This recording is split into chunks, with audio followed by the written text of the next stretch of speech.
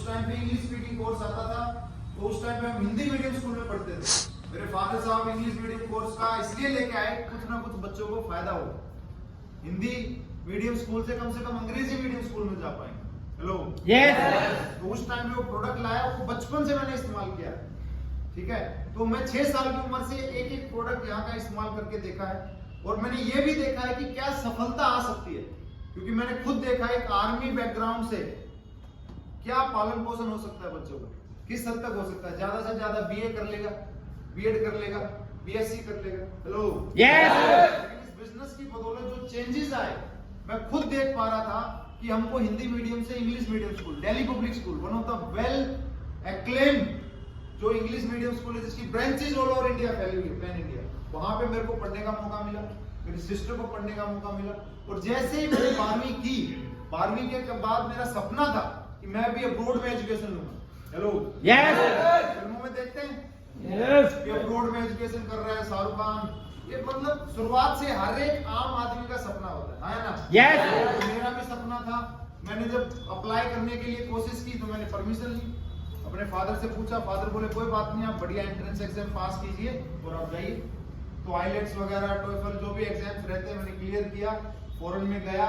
2014 में मैंने कई यूनिवर्सिटीज में अप्लाई किया था, लेकिन उनमें से एक यूनिवर्सिटी मैंने छाटी, यूनिवर्सिटी ऑफ ससेक्स, जो वर्ल्ड की टॉप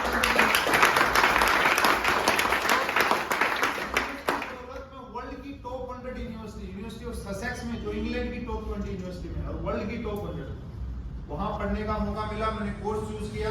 मेरा सपना था कि हमेशा कंप्यूटर साइंस से मैं ज्यादा थोड़ा सा वो था, वाकिफ था, तो मैंने कंप्यूटर साइंस किया with artificial intelligence first 3 years में, और फिर लास्ट 2 इयर्स में मैंने सोचा कि कुछ ना कुछ बिजनेस एंड मैनेजमेंट का भी पढ़ना चाहिए। Hello yes. Business and management का कोर्स किया फाइनल 2 इयर्स में, और 2019 में वहां से पास आउट हो गया। मेरा इस बिजनेस में शुरुआत में कोई भी इंटरेस्ट नहीं था। इससे चेंजेस क्या आते हैं, फ्यूचर क्या बदल सकता है, मेरे को पता था, लेकिन मेरे को लगता था कि इससे कुछ ना कुछ बड़ा होगा। Hello yes. ऐसा होता है नहीं होता? यस। मेरे को भी ऐसा ही फितूर था। इंग्लैंड में जाके मेरे को लगता था कि मेरे को और भी ज्यादा हाई इससे कुछ मिल सकता है।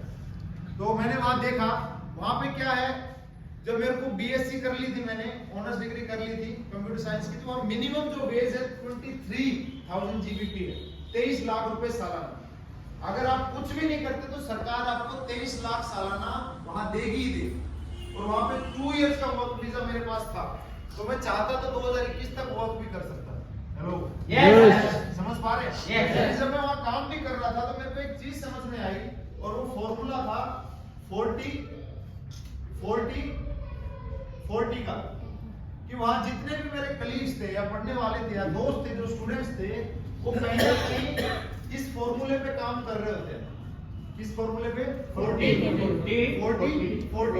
मतलब एक हफ्ते में वहां पे घंटे के हिसाब से वहां पे इनकम मिलती है।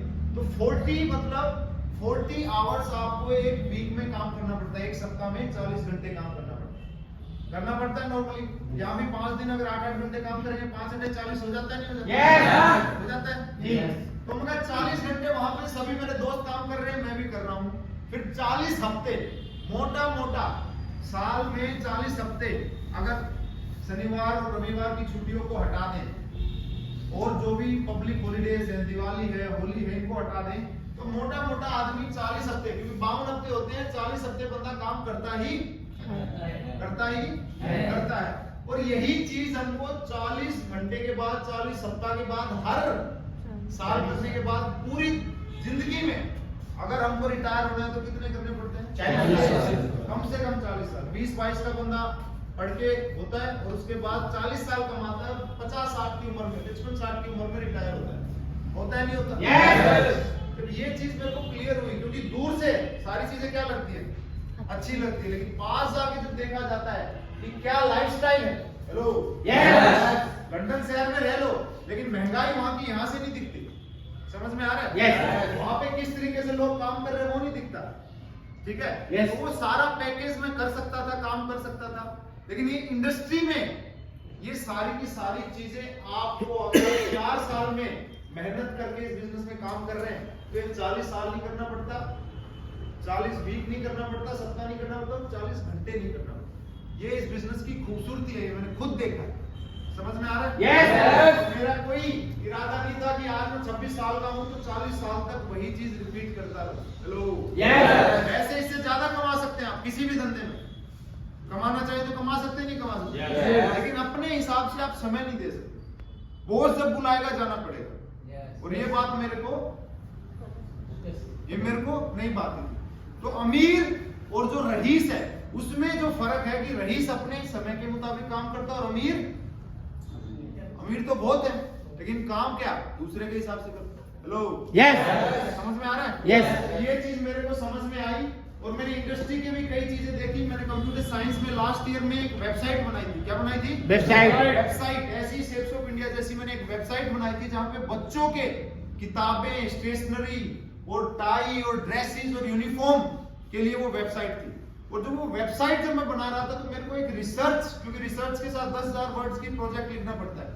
उस रिसर्च में मैंने देखा कि अभी जो ये भारत में ई कॉमर्स का जो ट्रेंड चल रहा है आज के टाइम पे 60% से ज्यादा लोग कहीं ना कहीं किसी के बताने से, रेफर करने से, कोई कोड लेने से लोग परचेज कर रहे हैं नहीं कर रहे? Yes. और यही चीज हमारी शेप्स ऑफ इंडिया या डायरेक्ट सेलिंग इंडस्ट्री कहीं ना कहीं बोल रही है, नहीं बोल रही? Yes. बोल रही है। Yes. अभी आप बताओ, सुबह जब हम उठते हैं सबसे पहले क्या करते हैं? बनियान ब्रश क्या करते हैं? ब्रश करते हैं। ब्रश करते हैं तो उसके लिए कुछ सामान लगता होगा, नहीं लगता? Yes. ब्रश करके जब हम उठते हैं तो नाश्ता पानी करते हैं, नहीं करते? Yes. हाँ सर, क्या करते हैं? चाय। चाय वाय पीते हैं कुछ? तो ब्रश करने के बाद आम आदमी टी लेता है।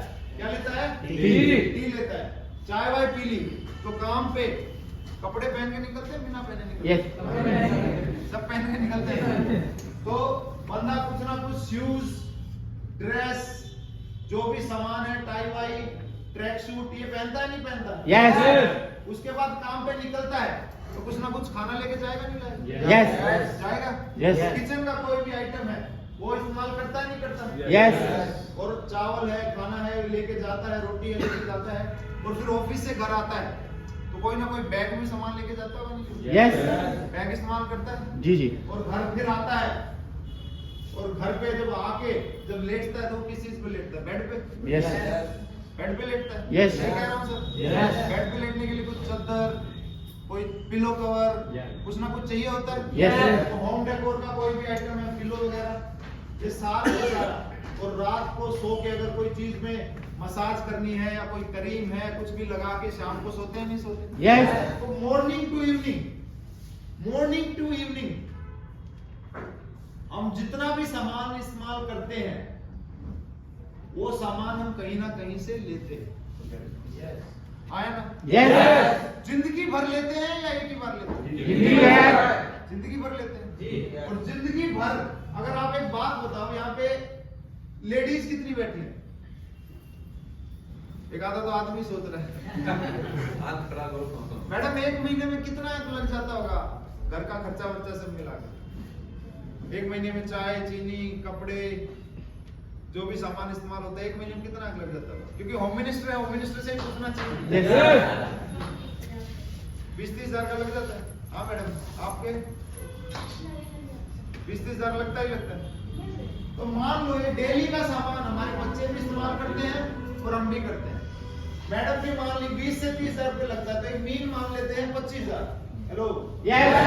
25,000 महीने में लग रहा है तो साल में कितना लगेगा? 12 को 25 से करो, कितना हो गया? 3 लाख सालाना। कितना हो गया?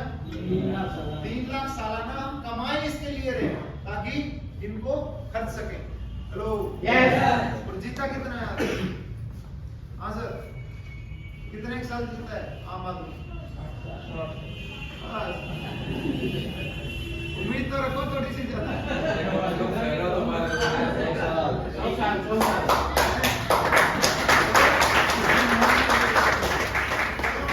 60 ना 100 बीच का मान लेते हैं। कितना? 75-80 जीता है।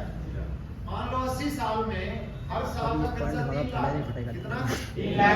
तो 80 को 3 से करते हैं तो पूरी जिंदगी में कितने का आ जाता है? 2 करोड़। दाई सैकड़ा हजार 10,000 लाख 2 करोड़ 10 लाख का खर्चा एक आम परिवार पूरी जिंदगी में किससे खरीदता है? लाला जी से। इससे लाला जी छोटा हो या बड़ा हो? हेलो, लाला जी समझ गए ना? अंबानी, अडानी, शोरूम जो भी है समझ रहे हैं, लेकिन करता है कितने का?